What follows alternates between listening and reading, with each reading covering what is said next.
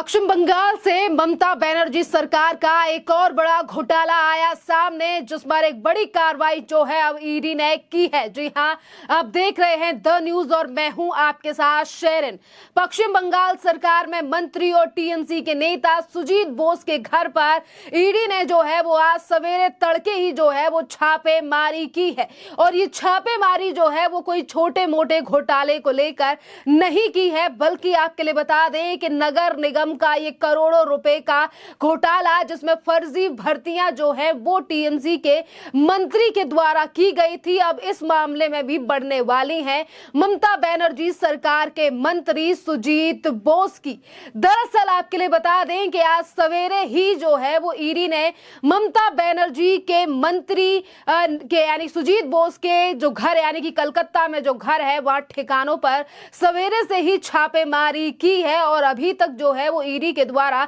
छापेमारी चल रही है। सुजीत बोस जो है वो ममता बनर्जी सरकार में अग्निशमन मंत्री हैं और बताया ये भी जा रहा है कि ममता बनर्जी के काफी ज्यादा करीबी भी हैं सुजीत बोस, जिनका नाम जो है वो इस घोटाले में सामने आया है। और अभी इसी घोटाले को लेकर जो है वो ममता बनर्जी सरकार के मंत्री की लगातार मुश्किलें बढ़ती हुई दिखाई दे रही हैं, क्योंकि आज देखिए आज सवेरे ही ईडी ने जो है वो इस पूरे मामले में छापेमारी शुरू कर दी है। तो लगभग ये लग रहा है कि अगर कोई बड़ा सबूत जो है वो ईडी को सुजीत बोस के घर से मिलता है तो शायद अब गिरफ्तारी भी लगभग तय है। और ये कार्रवाई जो है वो नगर निकायों में भर्ती घोटाले के सिलसिले में जो है वो ईडी के द्वारा की गई है। और अभी तक जो जानकारी सामने आई है उसके अनुसार ईडी ने कलकत्ता और कुछ बाहरी इलाकों में एक साथ छापेमारी की है कि देखिए अगर एक ही जगह पर छापेमारी करने का ईडी के लिए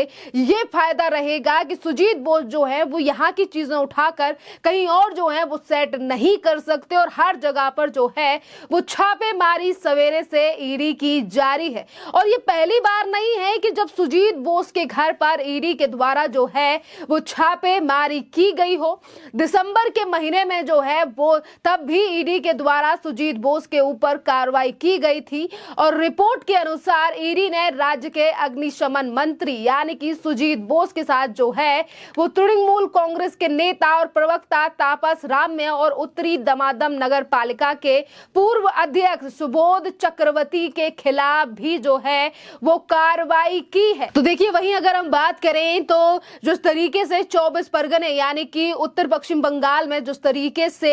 ईडी की टीम पर हमला किया गया था, जिसके बाद शायद टीएमसी के नेताओं को यह लग रहा होगा कि अब जो है वो ईडी कुछ दिनों के लिए शांत बैठ जाएगी या फिर जो भ्रष्टाचारी नेता हैं उनके ऊपर कार्रवाई नहीं होगी। क्योंकि आपके लिए बता दें कि उस दिन यानी कि 4 जनवरी को जो है वो सिर्फ ईडी ही नहीं बल्कि केंद्रीय बलों के ऊपर जो पत्थरबाजी की गई थी। और अब बता दें आपके लिए कि ईडी जो है वो जबरदस्त तैयारी के साथ ममता बनर्जी के मंत्री के घर पर जो है वो छापेमारी करने के लिए पहुंची है। और ये पहला घोटाला नहीं है जब इन सालों में यानी कि ममता बनर्जी की सरकार जब से फिर एक बार चुनकर पश्चिम बंगाल में आई है, तब से बड़े बड़े घोटाले जो हैं वो पश्चिम बंगाल से निकलकर सामने आए हैं। चाहे फिर वो 2017 से लेकर 2018 के बीच में हुआ शिक्षा घोटाला हो या फिर उसके बाद अब ये राशन घोटाला हो या फिर अब ये भर्तियों को लेकर घोटाला, शिक्षा भर्ती घोटाला, एक बड़ा घोटाला जो था वो पश्चिम बंगाल का था, जिसको लेकर कई बड़ी गिरफ्तारियां जो हैं वो भी की गई थी। और आपके लिए बता दें कि अगर हम राशन घोटाले की भी बात करें, जिस समय पर ईडी के अधिकारियों के ऊपर छापेमारी की गई थी, उसके बाद जो है वो ईडी की टीम ने टीएमसी के नेता शाहजहां शेख के ऊपर जो है वो छापेमारी की थी और उसकी भी गिरफ्तारी कर ली गई है राशन घोटाले में। पिछले साल 28 दिसंबर को ईडी ने इस पूरे मामले को लेकर जो है वो शहर के 9 अलग अलग स्थानों पर छापेमारी की थी।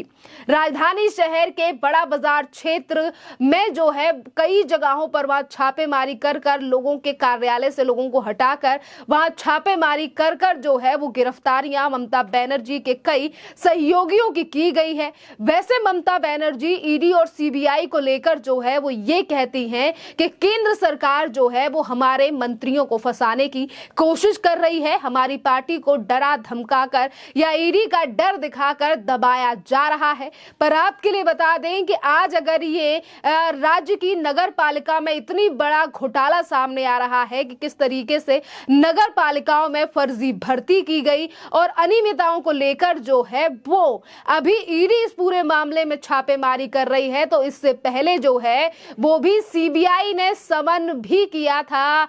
सुजीत बोस को, यानी कि पहले सीबीआई और अब इस पूरे मामले में जो है वो ईडी की एंट्री हो चुकी है। यानी कहीं ना कहीं इस पूरे मामले में जो है वो मनी लॉन्ड्रिंग का मामला सामने आ रहा है, इसीलिए इस पूरे मामले में अब ईडी की जो है वो एंट्री हो चुकी है। और इसी के साथ अगर हम बात करें, ममता बनर्जी सरकार के मंत्री को पिछले साल केंद्रीय जांच ब्यूरो यानी कि सीबीआई ने तलब किया था और उस समय जो है ये दावा किया गया था कि उन्हें सीबीआई से कोई भी समन नोटिस नहीं मिला और उन्होंने एक प्रेस कॉन्फ्रेंस में कहा था कि अगर कोई उन्हें नोटिस मिलेगा तो वो जांच एजेंसी के सामने पेश होंगे। और उन्होंने ये तक कहा था कि आज हमारी पार्टी को जो है वो निशाना बनाए जाने की साजिश जो है वो केंद्र के द्वारा रची जा रही है। एक तरफ ममता बनर्जी और उनके नेता अपने आप को बचाने के लिए लगातार प्रयास करते हुए दिखाई देते हैं, पर इसी ममता बनर्जी के पश्चिम बंगाल से कई बड़े घोटाले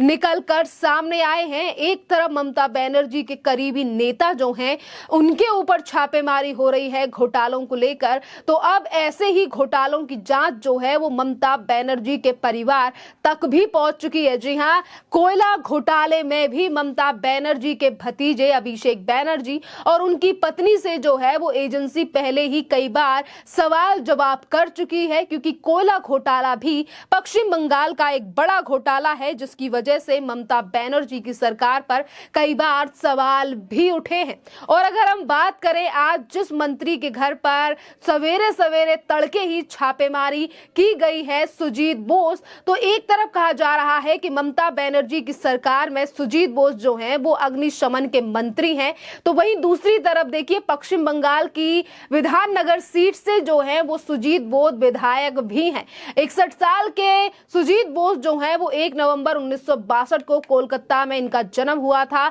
और ये काफी पुराने जो हैं वो टीएमसी में हैं। और आपके लिए बता दें कि अग्निशमन सेवाओं में यानी कि मंत्री हैं सुजीत बोस। तो आपके लिए बता दें कि 2011 से अभी तक पार्टी के साथ रहने वाले, पार्टी में इतने बड़े पद पर रहने वाले सुजीत बोस की जो है वो मुश्किलें खड़ी होने वाली हैं, क्योंकि जिन घोटालों को लेकर लगातार ममता बनर्जी ईडी और सीबीआई को निशाना बनाती हैं, आज वो ईडी सीबीआई लगातार भ्रष्टाचार जो है वो सिर्फ पश्चिम बंगाल ही नहीं बल्कि देश के अलग अलग कोनों से जो है वो निकाल कर लेकर आ रही हैं। और एक यही बड़ा कारण है कि ममता बनर्जी के घोटालों को उजागर करने वाली ईडी के ऊपर अगर पश्चिम बंगाल में हमला हो जाता है तो ममता बनर्जी के मंत्री और नेता ये कहते हैं कि ईडी ने लोगों को उकसाया और भड़काया, तो वहीं दूसरी तरफ ईडी के अधिकारियों पर जिस तरीके से हमला हुआ उस पर ममता बनर्जी कोई भी सवाल जो है वो नहीं उठाती, क्योंकि ममता बनर्जी की बौखलाहट का सबसे बड़ा कारण यही है